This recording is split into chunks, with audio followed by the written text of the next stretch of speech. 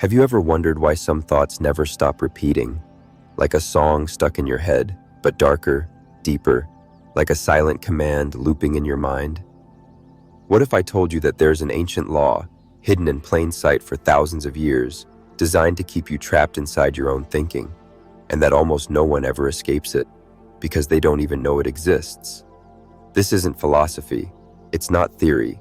It's a law, a Hermetic principle, embedded into the fabric of your consciousness, quietly shaping your thoughts, behaviors, and even your beliefs about reality. And once you understand it, you'll see the loop for what it really is, a prison built inside your own mind.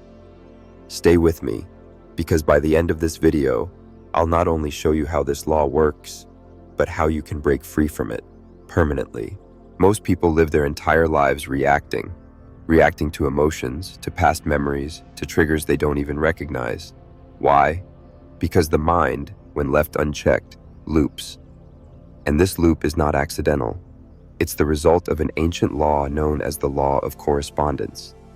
Every fear you've ever replayed, every mistake you can't stop reliving, every emotional spiral you can't escape, they're not random. They're feedback from your inner world, reflecting itself back at you through your thoughts, your relationships, your reality. And until you break the loop, it never stops. It just gets louder, more convincing, more real. But here's the secret. If the loop was designed through law, then it can also be broken through law. The moment you start to observe the loop, it begins to weaken. Not because it disappears, but because awareness gives you leverage. You start noticing how the same arguments keep happening with different people. The same doubts keep creeping in when you try to grow. The same emotional patterns show up every time you reach for something bigger. It's not life resisting you.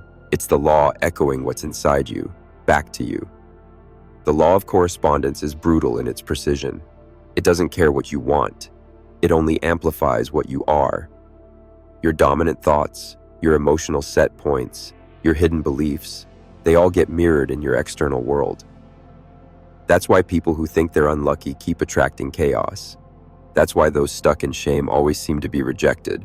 The law isn't punishing them, it's obeying them. But here's where the shift begins.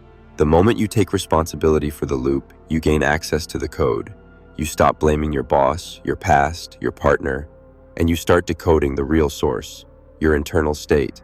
And when you do that, the loop stops being a trap and starts becoming a message. Most people run from discomfort. They distract, avoid, numb out. But discomfort is the loop's language. It's how the law speaks. It's how it tells you, something here is unresolved. Something here is untrue. And if you dare to listen, really listen, you start to hear something deeper than fear. You hear yourself. And that's when the law begins to serve you, instead of sabotage you. Now imagine this. Instead of being a slave to the loop, you become its architect. You start planting new thoughts, not just affirmations you don't believe, but aligned emotional truths that shift your frequency at the core. You stop asking, why is this happening to me? And start asking, what am I broadcasting that keeps calling this in? That single shift flips the law on its head. Because now, instead of reflecting your unconscious pain, the law reflects your conscious power. Instead of mirroring your fear, it mirrors your intention. And what happens next? Reality starts bending. People treat you differently. Opportunities appear out of nowhere. And most importantly, your inner dialogue, once full of doubt and self-sabotage, begins to quiet, soften, and then align. This isn't about toxic positivity. It's not about pretending everything's fine. It's about interrupting the unconscious broadcast you've been stuck on. And every time you do, every time you notice the pattern and choose differently, you break the loop. But be warned, the system doesn't like that. The moment you begin to break free, it pushes back. Old habits resurface. Emotional triggers flare up. Doubt creeps in. That's not a sign to stop. It's confirmation that the loop is losing control over you. It's fighting to survive, because your freedom threatens everything it's built. And this is why very few people actually escape. Not because it's hard, but because they stop right when they're closest to breakthrough. But if you're still here, it means you're not like most people. It means something inside you already knows. You were never meant to stay trapped. You've felt the loop. You've lived it. And now, You're standing on the edge of something entirely different, a life built not from repetition, but from intention. So how do you break free completely? First, you stop identifying with every thought that enters your mind. The mind will tell you stories based on the past, based on fear, based on programming you never chose, but you are not your mind. You are the one watching the mind. And the moment you realize that, the loop loses its grip. Second, you become radically honest with yourself. You stop sugarcoating your patterns. You stop blaming the world. You ask the hard questions. What belief am I reinforcing every time I choose fear over alignment? What version of myself am I feeding when I stay silent, small, or stuck? That honesty will sting, but it's the key to self-liberation.